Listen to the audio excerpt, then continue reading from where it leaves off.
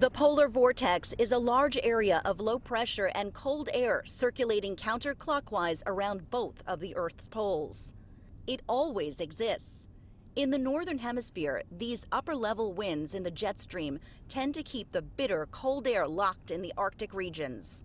But occasionally the pattern changes, and now the polar vortex brutal air is plunging south. 75% of the continental U.S.